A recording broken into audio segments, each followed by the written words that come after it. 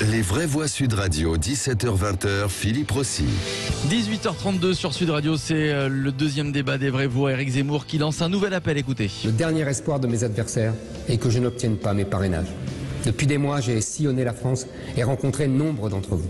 Mes équipes ont contacté beaucoup de maires et je les en remercie vivement, comme je remercie ceux qui m'ont déjà accordé leurs promesses de parrainage. Ce n'est pas une tâche facile quand on n'a pas de parti établi, et il est même possible que je n'obtienne pas ces parrainages tant le système est fait pour protéger les grands partis. Et voilà, aidez-moi à l'appel d'Éric Zemmour, le candidat qui craint de ne pas obtenir les 500 signatures, les 500 parrainages nécessaires. Et la question que l'on vous pose sur les réseaux sociaux, le compte Twitter de Sud Radio, faut-il réformer le système d'obtention des parrainages, le 0826 300 300, on va vous écouter dans un instant. Et puis vos votes, vous continuez de voter pour l'instant, vous dites oui à 92%. Sud Radio, les vraies voix. Le débat est ouvert. Faut-il réformer le système d'obtention des parrainages? On en débat avec Philippe Deveul, Caroline Pilastre, Nicolas Corato et notre invité, c'est Laurent Jacobelli qui est avec nous, porte-parole du Rassemblement national. Bonsoir Laurent Jacobelli. Bonsoir Philippe Rossi. Alors vous êtes déjà première question, où en est est-ce que vous savez où en est le Rassemblement national, où en est Marine Le Pen? Est-ce qu'elle a réuni ou est-ce qu'elle est proche de réunir ces 500 signatures? Alors, je ne vous vois plus, je ne vous entends plus, mais si vous m'entendez, je peux vous dire que nous ne sommes pas aujourd'hui arrivés aux 500 parrainages. Voilà, nous sommes en train de prospecter, nous contactons tous les maires de France. Vous m'entendez Laurent Jacobelli? On a perdu Laurent Jacobelli, on va le retrouver dans quelques instants. Ouais. Marine Le Pen qui n'a toujours pas ses 500 parrainages, la date limite de dépôt des 500 signatures, c'est le 26 février. Nicolas Corato, c'est une vraie question que beaucoup de candidats posent ces derniers temps, il y a 5 ans aussi. Est-ce qu'il faut selon vous revoir une fois pour toutes et réformer le système d'obtention des parrainages? Éric Zemmour par exemple, qui dans les intentions de vote, ça reste des sondages, est entre 13 et 15%, risque de ne pas pouvoir être candidat. Oui, moi j'y suis favorable depuis longtemps et c'est une question qui est sur le bureau de nos différents gouvernements depuis une trentaine d'années. Édouard Balladur, Lionel Jospin avaient proposé des réformes qui n'ont pas été menées. Ce serait complètement anormal, quelle que soit l'opposition que j'ai vis-à-vis de son programme, que Éric Zemmour n'arrive pas à participer à cette élection présidentielle, alors que des gens tout aussi méritants que Jean Lassalle ou que M. Asselineau auraient tout à fait leurs 500 signatures. Il y a quelque chose d'un peu folklorique dans notre système des 500 signatures, qui chaque année d'ailleurs permet aux uns et aux autres de se payer gratuitement un petit moment médiatique en disant qu'ils ne les obtiendront pas. On voit ensuite qu'ils les obtiennent. Mais ce système ne fonctionne pas. Si on regarde chez nos voisins, on a des systèmes mixtes avec des systèmes d'électeurs et puis aussi des systèmes de citoyens. Lionel Jospin avait proposé que 150 000 citoyens puissent justifier la candidature par leur signature d'une personne à l'élection présidentielle. Il y a plein d'autres systèmes qui ont fait leurs preuves à l'étranger dont on pourrait s'inspirer. Le nôtre, en fait, repose sur 42 000 électeurs, donc les maires, les conseillers régionaux, départementaux, qui en gros, et c'est peut-être aussi une des difficultés, ne sont que 37% à donner leur soutien. C'est-à-dire que il y a beaucoup, la grande majorité des électeurs ne donnent pas de signature pour faire participer des candidats à l'élection présidentielle. Donc tout ça est un peu censitaire, pas très démocratique. Moi, je trouve que ce serait une erreur politique majeure qu'Éric Zemmour, ou que d'autres d'ailleurs, qui sont très hauts dans les sondages, n'arrivent pas à participer à ce scrutin. On parle de Jean-Luc Mélenchon également, qui a du mal, d'après ce que je comprends, à trouver certaines signatures.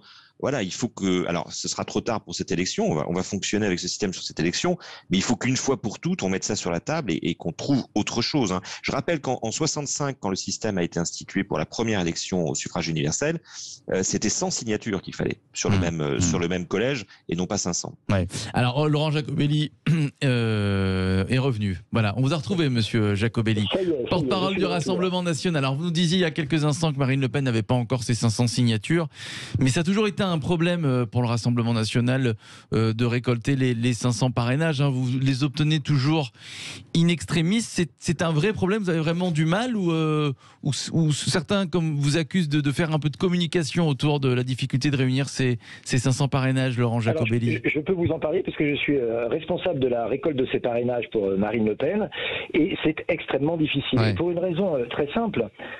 Quand le général de Gaulle avait imaginé ce système de parrainage par les maires, il voulait que les maires fassent un filtre en fait entre les candidats farfelus et les candidats sérieux. Or, le système aujourd'hui a été complètement dévoyé. Vous avez les maires qui dépendent pour la quasi-totalité de communautés de communes qui ont un président. Et ce président, lui, a une étiquette politique. En général, LR ou PS. Et par peur de se voir retirer des subventions, beaucoup de maires refusent de parrainer pour ne pas avoir de problème. Et donc, le système, plutôt que d'être un système finalement qui était un filtre, est devenu un barrage. Voilà, certains candidats se voient imposer un barrage. C'est le cas de M. Mélenchon, de M. Zemmour et aussi de Marine Le Pen. Et donc, depuis que les signatures sont publiques, un certain nombre de maires refusent de parrainer. On le disait tout à l'heure, il y a quand même un tiers des maires qui parrainent. Donc la première mesure, ce serait de rendre cette signature anonyme, comme finalement le sont nos bulletins de vote. Caroline Pilastre. Évidemment que je suis pour revoir ce système. Je le trouve antidémocratique, c'est déplorable et quel que soit le bord politique. Le problème de ces personnes, enfin ces candidats, pardon, c'est que, évidemment, ils ont envie d'avoir leurs 500 signatures pour pouvoir concourir à l'élection, mais vous avez les maires en face qui voudraient leur donner simplement, aussi, bien sûr. Ils ont peur des représailles face aux citoyens et comme le disait monsieur, de ne plus toucher des subventions du conseil régional, du conseil général. Cela devrait être anonyme. Je trouve ça lamentable encore au XXIe siècle qu'on en soit là. C'est la démocratie, que tout le monde se présente. On a le droit de voter pour qui on veut. Donc, au même titre que le vote est censé être anonyme, puisque ça se passe entre nous et l'isoloir, cela devrait être la même chose pour les maires qui ont envie de voter pour un candidat, et même si celui-là lui leur est reproché de manière malheureusement visible, puisque forcément ça n'est pas encore anonyme, par leurs concitoyens, leurs administrés. Donc je ne sais pas ce qu'on attend pour revoir justement ce système et le remettre à plat. Philippe Deveul. Oui, moi je suis d'accord avec Caroline et monsieur Jacobelli, comme monsieur Je pense Corato, que les Français globalement sont d'accord. En fin de compte, c'est vrai que l'anonymat serait de rigueur, parce que c'est vrai qu'il y a un risque de représailles sur ces maires qui donneraient leur parrainage pour tel ou tel candidat, qu'il soit de droite ou de gauche. Bien sûr. Et c'est tout le système électoral de la 5e qui est à revoir, parce que le scrutin anonymal à 2 tours aussi ne fonctionne pas. Regardez, monsieur Jacobelli, vous avez combien de députés à l'Assemblée nationale alors que vous représentez 15% d'abstention de voix? C'est pas normal. Ça veut dire qu'on privilégie les partis de l'ancien système. C'est pas normal que c'est le PS qui va décider de donner des subventions à tel ou tel maire alors qu'ils font 3%. Donc il y a véritablement une sorte d'irrégularité, un dysfonctionnement dans le système électoral français, et surtout notamment pour les présidentielles. Il serait inconcevable que M. Zemmour ne puisse pas se présenter, que Marine Le Pen ne puisse pas se présenter, ou que M. Mélenchon ne puisse pas se présenter, parce qu'il représente une grosse partie de l'intention de vote de l'électorat, et de les mettre à l'écart de cette élection de cette importance, ce serait un déni de démocratie. Laurent Jacobelli, alors c'est vrai que Éric Zemmour, lui, n'a pas d'ancrage local et on le croit quand il dit qu'il peine à récolter. Je crois qu'il lui reste encore 200 parrainages et que ça va être compliqué d'ici le 26 février. Vous avez bon espoir, vous, pour le Rassemblement national, Laurent Jacobelli? Et Marine Le Pen a interpellé Emmanuel Macron sur l'anonymat des parrainages, qui lui a dit clairement non. Vous en êtes où, vous, exactement, Laurent Jacobelli? Et comment ça se passe au quotidien? Comment vous essayez de convaincre les maires? Alors, d'abord, je ne vous donnerai pas les chiffres. Je suis désolé, bien sûr. C'est un secret de fabrication. Évidemment. Même si c'est vraiment difficile, il faut passer beaucoup de temps avec les maires, les voir plusieurs fois. Nous, on a des équipes dans tous les départements qui prennent rendez-vous avec les maires et qui vont les voir. Et là où, effectivement, le système est un peu perverti, c'est qu'on voit que l'accueil est très bon et que les maires ont la démocratie au cœur et qu'ils veulent participer à cet élan démocratique. Et moi, ce que j'ai envie de leur dire, c'est que vous ne risquez rien. Vous ne risquez rien parce que les menaces qui peuvent vous être faites parfois sont des menaces en l'air. Vous savez, nous on a des maires qui dirigent des communes, des maires RN, et ben on a continué à y construire des routes, à y repeindre les écoles et à entretenir les installations sportives, parce qu'il y a des lois dans ce pays.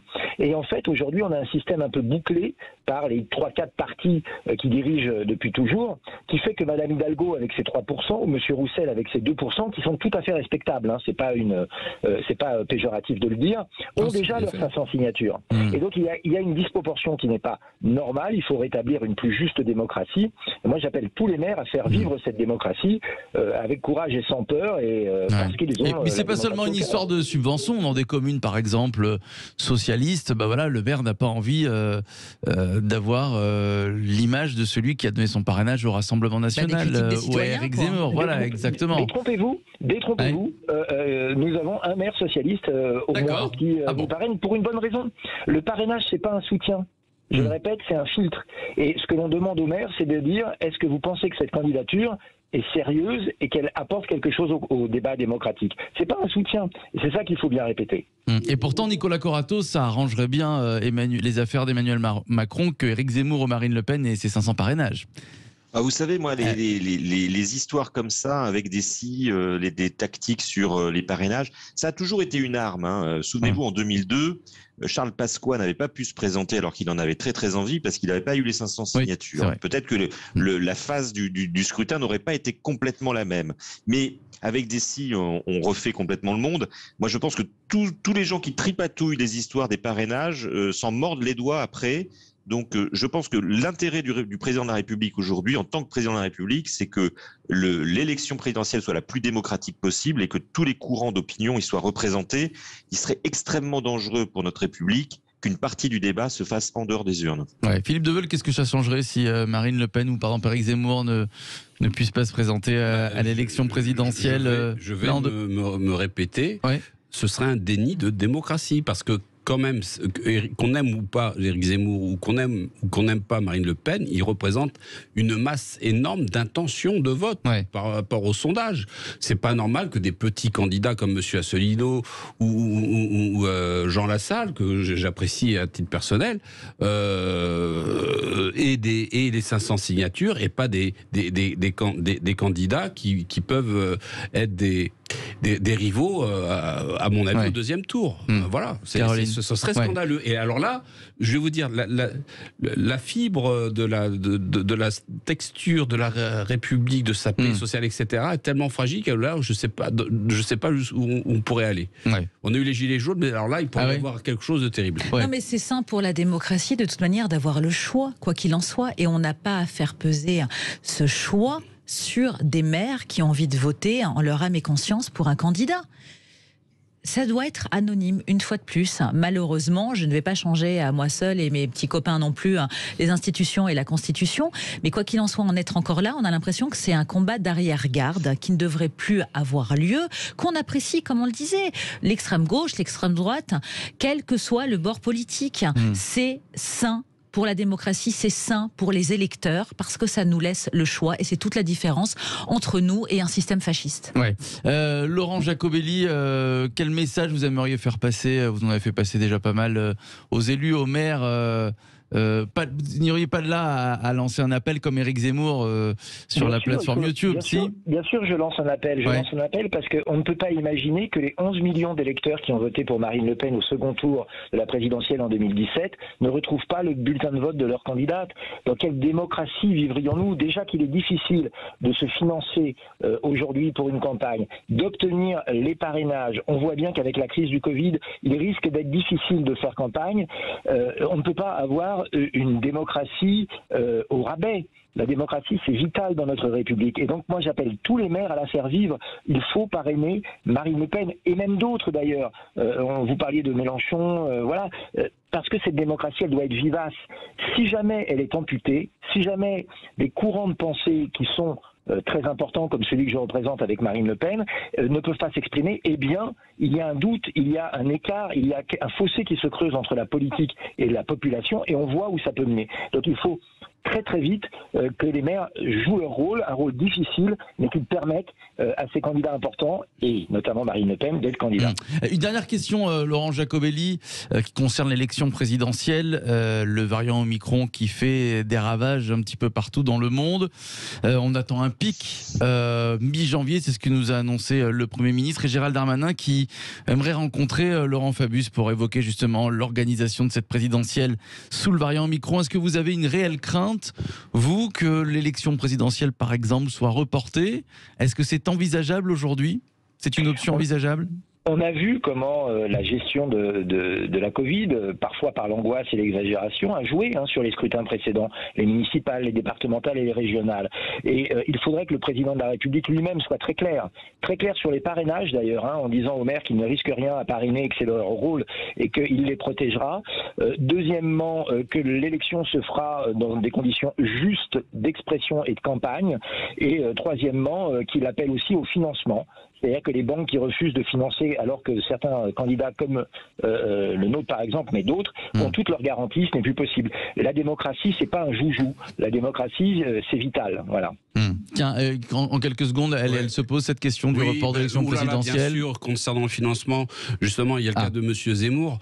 Il y a un de ses financiers, M. Gave, qui avait prêté 300 000 euros et on lui a fermé tous ses comptes du Crédit du Nord. C'est scandaleux. Ça veut dire que c'est un avertissement. Attention à celui qui finance M. Zemmour. Donc c'est le privé qui se mêle de la politique. Et il y a une immixtion qui est insupportable et qui n'est pas saine du tout pour la démocratie. Qu'on soit pour ou contre.